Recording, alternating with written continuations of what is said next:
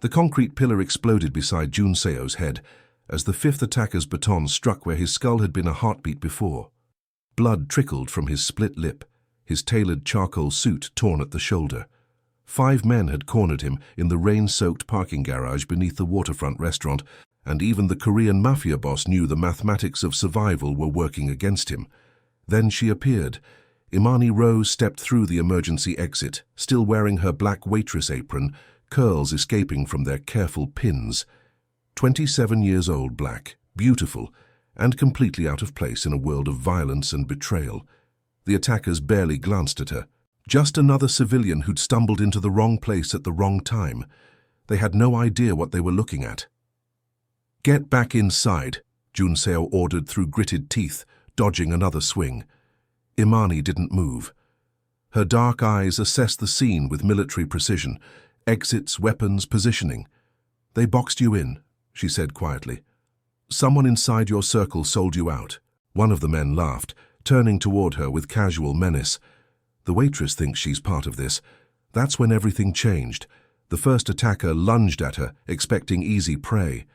Imani moved like water, fluid, controlled, devastating. She redirected his momentum, twisted his wrist with surgical precision, and sent him crashing into the concrete wall. His weapon clattered across the oil-stained floor. The garage fell silent, except for the echo of impact. Welcome to Korean Mafia lovers. Tonight's story will leave you breathless. Comment where you're watching from and hit that subscribe button. Your support helps us bring you these incredible love stories every week. 2 hours earlier, Imani had been refilling coffee cups and pretending not to notice the tension crackling through Pier 47 restaurant like electricity before a storm. The waterfront establishment catered to Seattle's elite, tech moguls, shipping magnates, and men in expensive suits who spoke in careful whispers about things that never appeared in newspapers. She'd been working there for 8 months, saving every tip toward her goal of opening a self-defense studio for women. The irony wasn't lost on her, a former military police officer serving overpriced salmon to people who probably had more money in their wallets than she made in a month. But honest work was honest work, and Imani had learned to value honesty above everything else. Kang Junseo arrived at 9:30, as he had every Friday for the past 3 months. 31 years old, devastatingly handsome in that sharp-edged way that made smart women stupid and stupid women dangerous. His black hair was perfectly styled, swept back to reveal features that belonged on magazine covers, if magazine covers featured men who could end lives with a phone call. Imani had done her research after the first night he'd tipped her $200 for bringing him green tea. Kang Junseo wasn't just wealthy, he was the head of the most powerful Korean organization on the West Coast. Legitimate businesses fronted operations that were anything but. Real estate, shipping, entertainment venues that laundered money as efficiently as they served drinks. He always sat alone at table 12 facing the entrance, always ordered the same thing, grilled mackerel, steamed rice, green tea, always left exactly at 10:15. Tonight felt different. His usual bodyguards weren't positioned by the windows. The men at the bar kept checking their phones with nervous energy. And when Junseo's lieutenant whispered something in his ear, his jaw tightened in a way that made Imani's military training kick into high alert. She'd seen that look before, in Afghanistan, in the moments before everything went wrong. "Another tea, Mr. Kang?" she asked, approaching his table with practiced professionalism. He looked up, and for a moment his carefully controlled mask slipped. She saw exhaustion there, the weight of decisions that kept him awake at night. "Thank you, Imani." He knew her name, he'd never used it before. "Everything all right tonight?" The question slipped out before she could stop it. Waitresses didn't ask Korean Mafia bosses about their feelings. Junseo studied her face with those dark, intelligent eyes. "You should leave early tonight. Take the front exit." Warning bells exploded in her head. "Sir, trust me." His voice carried absolute authority. "Go home. Now." But Imani had learned long ago that when dangerous men told you to run, it usually meant someone else was about to die. She nodded, collected his empty cup and walked toward the kitchen, then doubled back through the service corridor that led to the parking garage. She'd been trained to move toward danger, not away from it. Some habits died hard. The emergency exit opened onto concrete and shadows. Rain drummed against the garage's open sides, and fluorescent lights flickered overhead like dying stars. Jun Seo stood near his black Mercedes, phone pressed to his ear, speaking rapid Korean. Then she saw them. 5 men emerged from behind concrete pillars with the coordinated precision of a military unit. No shouting, no dramatic speeches, just the cold efficiency of professionals who'd done this before. Imani's hand moved instinctively to her hip, where her service weapon used to rest. Found nothing but the black apron of a waitress who was supposed to be safe in her new, honest life. She should have called the police, should have run back inside and locked the door. Instead, she stepped into the garage and let her training take over. The first attacker moved toward Jun Seo with a telescoping baton, confident in the numbers game. The Korean Mafia boss shifted into a defensive stance, his expensive suit hiding muscles that spoke of discipline and violence. But even he couldn't be everywhere at once. Imani had maybe 3 seconds before someone noticed her, 3 seconds to decide who she was going to be, the waitress who served coffee and minded her own business, or the soldier who'd sworn to protect people who couldn't protect themselves. The choice made itself. She moved like her drill sergeant had taught her, fast, quiet, decisive. The nearest attacker was focused on Jun Seo, his back turned to what he assumed was empty space. Imani grabbed a tire iron from a maintenance cart and brought it down on his wrist with surgical precision. Bone cracked. The baton clattered to the concrete. What the? The man spun toward her, shock replacing confidence. It's just the waitress. Just the waitress. If only he knew. Imani had graduated top of her class from military police training. Had served 2 tours overseas, protecting convoys and investigating crimes in war zones where death came in 100 different flavors. She'd left that life behind because she'd wanted something clean, something that didn't require her to sleep with a weapon under her pillow. But muscle memory was a beautiful thing. The injured attacker swung at her with his good hand. Imani ducked, stepped inside his reach, and drove her elbow into his solar plexus. He dropped like a stone, gasping for air that wouldn't come. "Imani, get out of here!" Jun Seo's voice cut through the chaos as he grappled with 2 men simultaneously. She ignored him. The third attacker was circling behind Jun Seo, knife glinting in the fluorescent light. Imani grabbed the fallen baton and threw it with the accuracy that had made her the best marksman in her unit. It caught the knifeman in the temple, sending him stumbling into a concrete pillar. That left 2. The leader, a scarred man with dead eyes and expensive shoes, pulled a gun, not to shoot Jun Seo, to shoot her. Should have minded your own business, sweetheart. Time slowed. Imani saw the finger tighten on the trigger, saw Jun Seo's eyes widen in horror, saw her own death approaching at 900 feet per second. Then Jun Seo moved. He threw himself between them, his body shielding hers as the gun fired. The bullet caught him in the shoulder, spinning him around. Blood bloomed across his white shirt like a crimson flower. No, the word tore from Imani's throat as she caught him, her hands immediately applying pressure to the wound. Military training kicked in. Assess, stabilize, survive. The leader raised his gun again, this time aiming for Jun Seo's head. Imani moved without thinking. She grabbed the knife from the fallen attacker and threw it in one fluid motion. It buried itself in the gunman's forearm, and his shot went wide, sparking off concrete. Car engines roared outside the garage. Headlights swept across the scene as 3 black SUVs screeched to a halt. Men in dark suits poured out, Jun Seo's people finally arriving. But it was over. The attackers were down or disarmed, and Imani knelt in a spreading pool of blood, keeping pressure on a wound that could have been hers. "Why?" she whispered as paramedics rushed in. "Why did you—" Jun Seo's eyes found hers, pain and something else swimming in their depths. "Because you saved me first." As they loaded him into the ambulance, he grabbed her wrist with surprising strength. "This wasn't random. Someone inside my organization set this up, someone who knew I'd be alone tonight." "Then you need to find out who. We need to find out who." His grip tightened. "You're part of this now, whether you want to be or not." The ambulance doors closed, leaving Imani alone in a parking garage that smelled of gunpowder and betrayal, her waitress uniform stained with the blood of a man she barely knew, but had risked everything to save. Her phone buzzed. A text from an unknown number. You should have stayed inside. This is just the beginning. Seattle General Hospital at 2 in the morning was a monument to human suffering and fluorescent lighting. Imani sat in the surgical waiting room, still wearing her blood-stained uniform, watching news reports about a gang-related incident at a waterfront restaurant. The media had gotten it wrong, as usual. This wasn't about territory or drugs or any of the usual reasons men killed each other. This was about betrayal. Miss Rowe, a doctor in scrubs, approached, exhaustion written in the lines around her eyes. Mr. Kang is stable. The bullet missed major arteries, but he lost a lot of blood. He's asking for you. Imani followed her through sterile corridors that smelled of disinfectant and desperation. Junseo lay propped against white pillows, his shoulder wrapped in bandages, an IV dripping clear fluid into his arm. Without his suit jacket, she could see the full extent of his build, lean muscle earned through discipline, not vanity. A dragon tattoo curved around his left shoulder, its scales disappearing beneath the hospital gown. "You stayed," he said when she entered.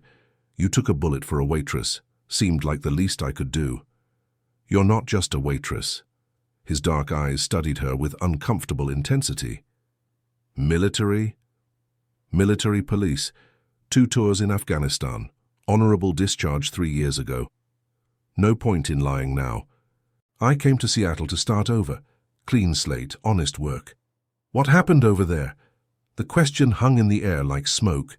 Imani had spent 3 years avoiding that conversation, even with therapists who specialized in helping soldiers transition to civilian life. But something about lying in a hospital bed after taking a bullet for her made honesty feel necessary. "My unit was investigating corruption in the Afghan National Police. Someone was selling weapons to insurgents, getting our people killed. I found evidence, built a case." She sat in the visitor's chair, her hands clasped tightly in her lap. "The someone turned out to be my commanding officer, a man I'd trusted with my life." "What did you do?" "My job.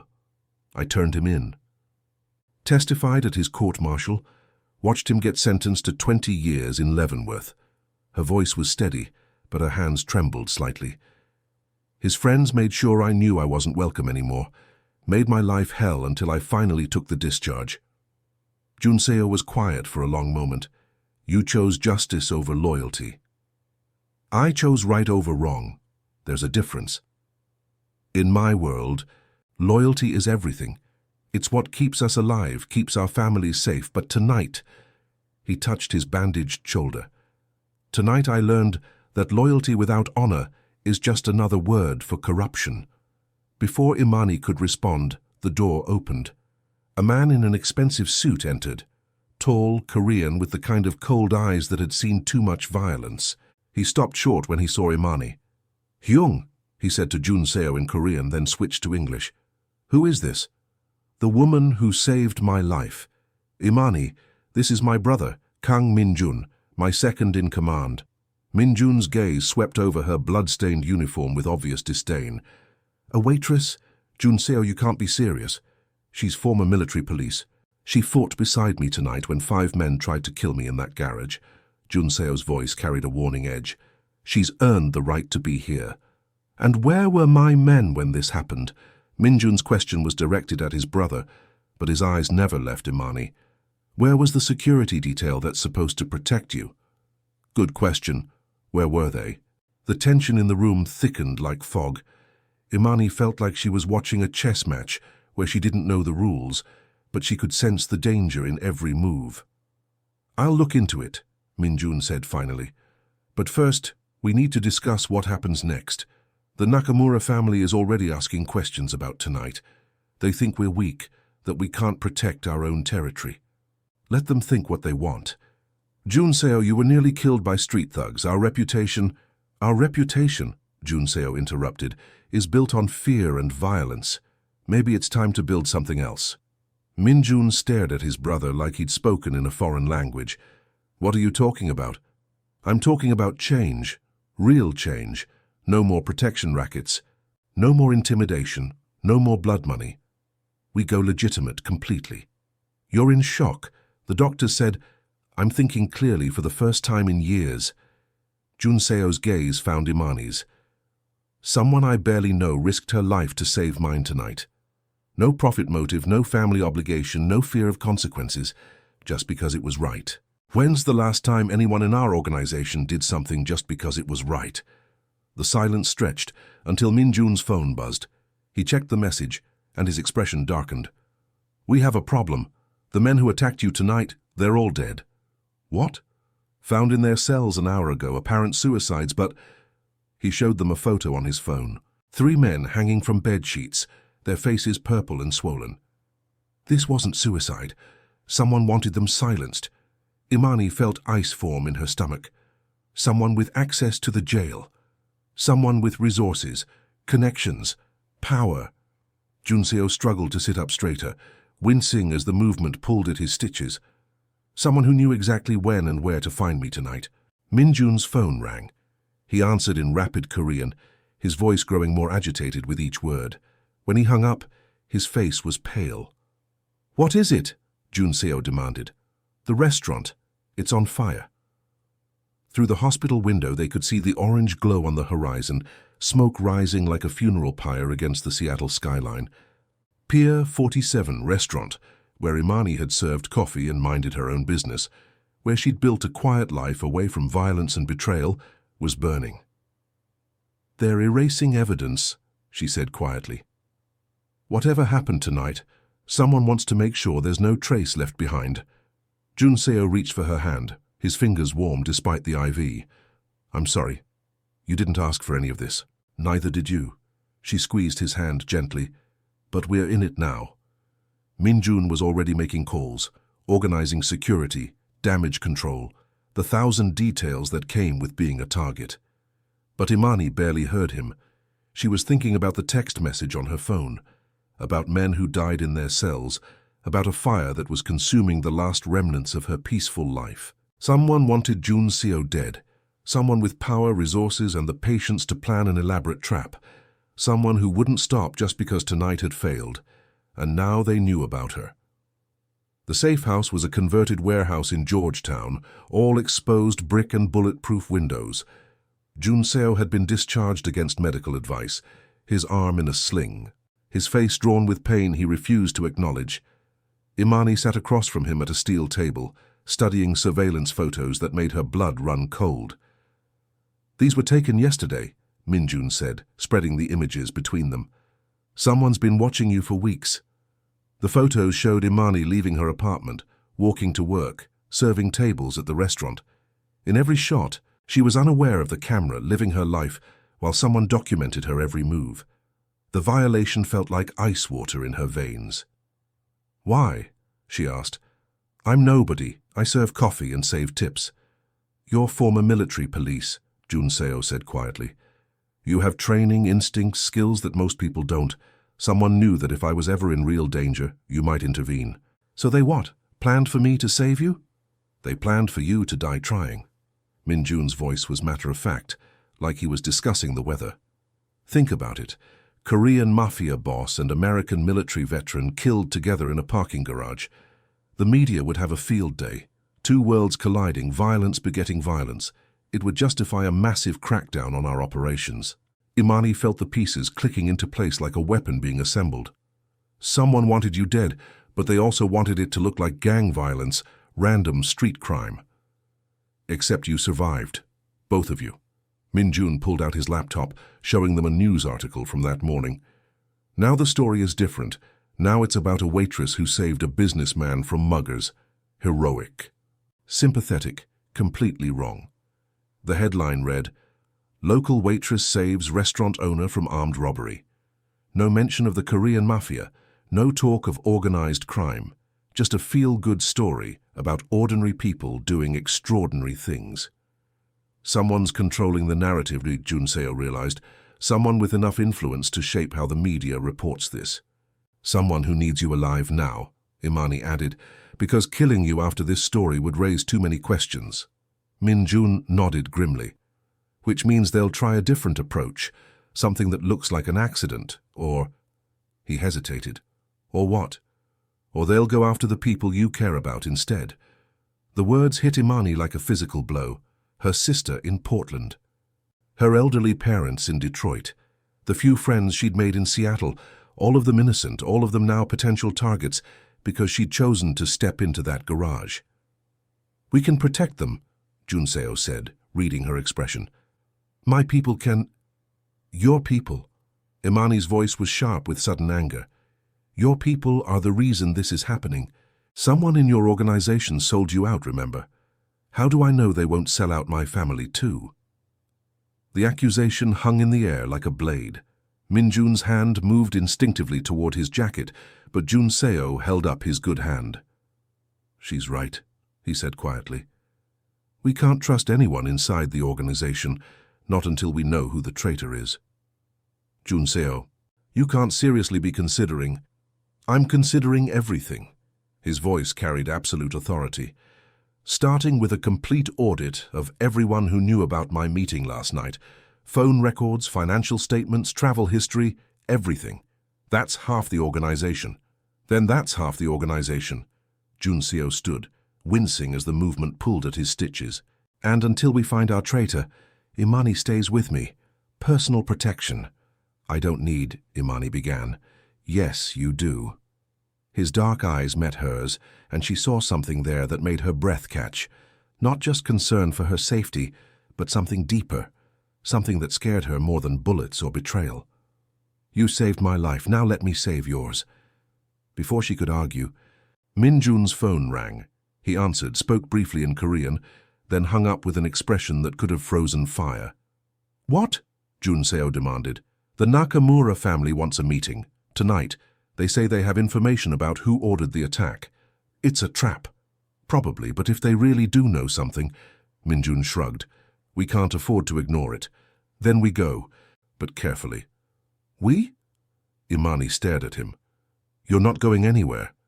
You were shot 12 hours ago. This is my organization, my responsibility. Your responsibility is to heal so you can actually lead that organization." She stood, facing him across the table. "You want to protect me? Fine. But I'm not watching you walk into another ambush because you're too proud to admit you're hurt." For a moment, the warehouse was silent except for the hum of air conditioning and the distant sound of traffic. Then Junseo smiled, the first real smile she'd seen from him. "You know, in my culture, arguing with your boss can be considered disrespectful. Good thing I don't work for you." "Actually," Minjun interrupted, "as of this morning you do. I took the liberty of putting you on our payroll as a security consultant. Retroactive to yesterday." Imani stared at him. "You did what?" "You're unemployed. The restaurant burned down. You need income. We need someone with your skills who isn't compromised by years of loyalty to the organization. It's practical. I didn't agree to—" "50,000 a month," Junseo said quietly. "Plus benefits, plus protection for your family. All you have to do is what you did last night, watch my back." The number hit her like a physical blow. 50,000 a month was more than she'd made in a year as a waitress. It was enough to pay off her student loans, help her parents with their medical bills, maybe even start that self-defense studio she'd been dreaming about. It was also blood money, earned in a world she'd spent 3 years trying to escape. "I need time to think. Time is something we don't have." Minjun showed her another photo on his phone, a black sedan parked outside her apartment building. "They know where you live. They're watching, waiting for you to go home so they can finish what they started." Imani looked at the photo, then at Junseo, then at the surveillance images of her own life spread across the table like evidence in a murder trial. She thought about her sister, her parents, the innocent people who would suffer because she'd chosen to be a hero for 30 seconds in a parking garage. "If I do this," she said finally, "I do it my way. No killing unless there's no other choice. No innocent people get hurt. And when this is over, I walk away clean." "Agreed. And I want to know everything. Who your enemies are, how your organization works, what we're really up against. No secrets, no need-to-know basis." Junseo extended his good hand. "Partners?" Imani stared at his outstretched hand, knowing that shaking it would change everything, would drag her back into a world of violence and moral ambiguity she'd sworn to leave behind. But the alternative was watching innocent people die because she'd been too proud to accept help. She shook his hand. Partners. Outside, the black sedan started its engine and drove away, but Imani knew it would be back. They all would be back until this was finished one way or another. She just hoped they'd all survive long enough to see how it ended. The Nakamura meeting was set for midnight at a neutral location, the observation deck of the Space Needle, closed to tourists but accessible to people with the right connections. Junseo insisted on going despite his injury, and Imani insisted on going with him despite every instinct screaming that it was a mistake. They rode the elevator in silence, the city spreading out below them like a circuit board of light and shadow. Junseo wore a black suit that concealed his shoulder holster, his injured arm still in a sling. Imani had traded her waitress uniform for dark jeans and a leather jacket that hid her own weapon, a Glock 19 that Minjun had provided with obvious reluctance. "You don't have to do this," Junseo said as the elevator climbed. "I can handle Nakamura alone. With one good arm and a bullet wound, against the head of the Japanese Yakuza." Imani checked her weapon one more time. "I don't think so. This isn't your fight." "It became my fight the moment I stepped into that garage." She met his eyes in the elevator's reflection. "Besides, someone has to watch your back. Apparently your own people can't be trusted to do it." The elevator doors opened onto the observation deck, and they stepped into a world of wind and vertigo. Seattle stretched out in every direction, the sound and the mountains dark silhouettes against the star-filled sky. Hiroshi Nakamura waited by the western windows, a small man in an expensive coat, flanked by two bodyguards who looked like they bench-pressed motorcycles for fun. "Kang-san," Nakamura said with a slight bow, "I was sorry to hear about your troubles." "Were you?" Junseo's voice was carefully neutral. "Or were you the cause of them?" "Direct as always, I admire that." Nakamura gestured toward the city below. "Beautiful view from up here. Makes our problems seem very small, doesn't it? My problems seem pretty significant to me. Of course, someone tried to kill you, someone with resources, connections, patience, someone who knew your routines, your security protocols, your weaknesses." Nakamura's gaze shifted to Imani. "And who is this lovely young woman?" "My security consultant." "Ah, the waitress who saved your life. I read about it in the papers. Very romantic, very American. The noble civilian risking everything for a stranger." His smile was sharp as broken glass. "Except she's not a civilian, is she? Former military police, 2 tours in Afghanistan, decorated veteran with specialized training in close-quarters combat and criminal investigation." Imani felt ice form in her stomach. "How do you know about your service record? My dear, in our business, information is more valuable than gold, and the information about you is particularly interesting." Nakamura pulled out a tablet, showing them a military photo of Imani in dress uniform. "Staff Sergeant Imani Rowe, recipient of the Bronze Star for Valor in Combat, specialist in anti-corruption investigations. Responsible for exposing a weapons trafficking ring that was costing American lives. What's your point?" Junseo's voice was deadly quiet. "My point is that someone knew exactly who she was when they planned your assassination. Someone who understood that her military training would compel her to intervene if she witnessed an attack. Someone who wanted her involved from the beginning." The wind whipped across the observation deck, carrying the scent of rain and revelation. Imani felt the pieces of the puzzle rearranging themselves in her mind, forming a picture she didn't want to see. "You're saying I was set up?" "I'm saying you were recruited by someone who needed a person with your specific skills and moral compass. Someone who couldn't trust their own organization to handle a delicate situation. That's impossible. I chose to help. Nobody forced me." "Nobody forced you," Nakamura agreed. "But someone made sure you'd be in the right place at the right time with the right motivation. The question is, who benefits from having a decorated military investigator embedded in Kang-san's inner circle?" Junseo turned to stare at her, and Imani saw the exact moment when suspicion bloomed in his dark eyes. "The job at the restaurant. How did you get it?" I applied online. They called me the next day, said I was exactly what they were looking for." The words felt like ash in her mouth as she realized how naive they sounded. "Who interviewed you?" "The manager." "A woman named Sarah Chen," she said. Imani's voice trailed off as memory supplied details she'd ignored at the time. She said they needed someone with a military background, someone who could handle difficult customers. Sarah Chen doesn't exist, Nakamura said gently. The restaurant's real manager is a man named David Park. He's been on vacation in Hawaii for the past month, completely unaware that someone has been using his restaurant as a staging ground for an elaborate operation. The observation deck seemed to tilt beneath Imani's feet. Everything she'd thought she knew about the past 8 months was crumbling like sand castles at high tide. Who? Junseo's voice was barely above a whisper. Who orchestrated this? Someone who needed Kang-san alive but discredited. Someone who could benefit from a war between your organization and mine. Someone who understood that the best way to destroy an enemy is to make them destroy themselves. Nakamura's smile was sad now, almost sympathetic. Someone who's been playing a very long game. Before anyone could respond, the elevator dinged behind them. The doors opened, and Minjun stepped onto the observation deck flanked by 4 men in dark suits. His face was calm, almost serene, like a man who'd finally stopped pretending to be someone else. "Hello, brother," he said to Junseo. "I was wondering when you'd figure it out." The betrayal hit like a physical blow. Junseo staggered backward, his good hand instinctively reaching for his weapon.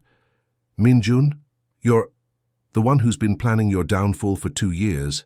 "Yes." Minjun's voice was conversational, almost friendly. "The one who hired Miss Rowe to work at the restaurant?" "Also yes." "The one who's been feeding information to our enemies while positioning myself to take over when you finally self-destructed?" "Guilty as charged." "Why?" The word came out broken, barely human. "Because you're weak, Junseo.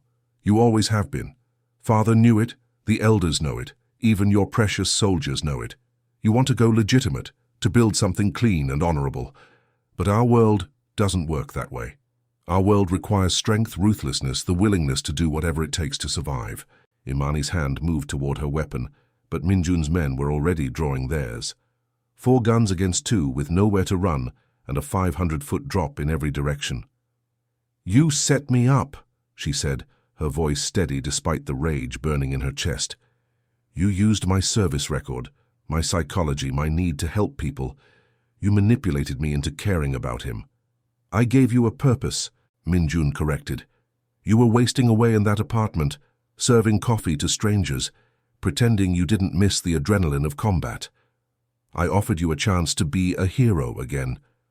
By lying to me, by making me complicit in your betrayal, by giving you exactly what you wanted, a chance to save someone who needed saving. The fact that it served my purposes as well is just good planning." Junseo was staring at his brother like he was looking at a stranger. "The attack in the garage was supposed to kill you both, but Miss Rowe proved more capable than anticipated, and you proved more willing to sacrifice yourself than I expected. So I adapted. Used the media attention to make you look sympathetic, vulnerable, made the other families think you were weak. And now you disappear, both of you. A tragic accident, a lover's suicide pact, whatever story sells best. I take over the organization, restore our reputation for strength, and everyone wins. Except us. Well, yes, except you." The wind howled across the observation deck, and for a moment, the only sound was the whisper of fabric and the distant hum of the city below. Then Nakamura cleared his throat. "This is all very dramatic," he said mildly, "but I'm afraid I can't allow it." Minjun turned toward him, confusion flickering across his features. "What? Did you really think I came here alone? That I would walk into a trap without insurance?" Nakamura smiled, and suddenly the observation deck was full of red laser dots as sniper scopes found their targets. "My people have been watching this building for hours. Your men are already dead." The sound of bodies hitting the floor came from the elevator shaft, muffled thumps that spoke of silenced weapons and professional efficiency. Minjun's bodyguards spun toward the sound, and that moment of distraction was all Imani needed. She moved like her training had taught her, fast, decisive, lethal. Her weapon cleared its holster as she rolled behind the observation deck's railing, using the steel structure as cover. Junseo followed her lead, his injured arm hampering his movement but not his determination. Gunfire erupted across the deck, muzzle flashes strobing in the darkness. Nakamura's men had taken positions by the elevators, cutting off escape routes while providing covering fire. Minjun's remaining bodyguards returned fire desperately, but they were outgunned and outmaneuvered. "It's over, Minjun," Jun Seo called out over the chaos. "Surrender!" "Never!" His brother's voice was raw with fury and desperation. "I won't let you destroy everything our father built. Father built an empire on honor. You're destroying it with betrayal." Minjun appeared around the edge of the observation platform, his weapon trained on Jun Seo's head. "Then I'll rebuild it on strength." Imani didn't hesitate. Her shot took Minjun in the shoulder, spinning him around and sending his weapon clattering across the deck. He fell to his knees, clutching the wound, his face twisted with pain and rage. "You," he snarled at Imani. "This is all your fault. If you'd just died in that garage like you were supposed to." "If I'd died in that garage, you'd have killed your own brother and destroyed your family's honor." She kept her weapon trained on him, her voice steady. "I'm not sorry I stopped you." The gunfire faded, leaving only the wind and the distant sounds of the city.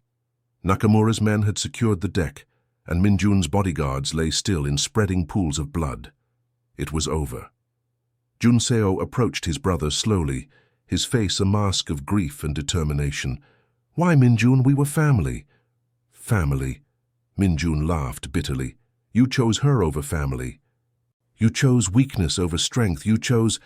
I chose love over fear," Jun Seo said quietly, "and I'd make the same choice again." He looked at Imani, and she saw something in his eyes that made her heart skip. Not just gratitude or partnership, but something deeper, something that scared and thrilled her in equal measure. 5 men cornered the Korean Mafia boss in a parking garage, he said softly. The black waitress's secret training saved him, but what really saved me was learning that some things are worth more than power.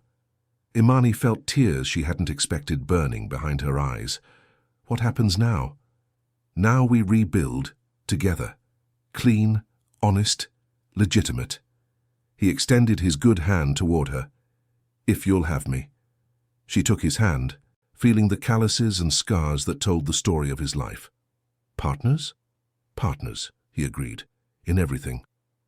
As the police sirens wailed in the distance and the city lights twinkled below, Imani realized that sometimes the best way to escape your past was to embrace your future, whatever form it might take. Years later, Imani stood in the doorway of the Rokang Community Center, watching Jun Seo teach a self-defense class to a group of teenage girls. His shoulder had healed completely, leaving only a thin scar that he wore like a badge of honor. The dragon tattoo on his neck had been joined by a smaller one on his wrist, 2 interlocked hands representing the partnership that had saved them both. The community center was everything she'd dreamed of and more. Self-defense classes, job training programs, counseling services for veterans transitioning to civilian life. All of it funded by the legitimate businesses that had risen from the ashes of the old organization. Minjun was serving 25 years in federal prison, his empire of corruption dismantled piece by piece. Some of his former associates had chosen to follow Jun Seo's new path. Others had simply disappeared into the shadows where such men belonged. "Mrs. Kang," one of the teenage students approached, her face bright with excitement. "Mr. Kang says you're the one who taught him everything he knows about fighting. Is that true?" Imani smiled, watching her husband demonstrate a defensive move with the patience of a born teacher. "He taught me a few things too." "Like what?" "Like how to trust someone completely. Like how love can be stronger than fear. Like how sometimes the best way to save someone is to let them save you back." The girl looked confused, but Imani didn't mind. Some lessons could only be learned through experience, in parking garages and hospital rooms and observation decks high above the city lights. Her phone buzzed with a text from Jun Seo. "Dinner tonight, just the 2 of us." She typed back, "Always," because some partnerships were worth fighting for, some love stories were worth the risk, and sometimes the waitress really did save the day. Thank you for staying until the end. Korean Mafia Lovers has many more passionate stories waiting for you. Subscribe to the channel for new romance stories every week. Your support helps us create these incredible love journeys.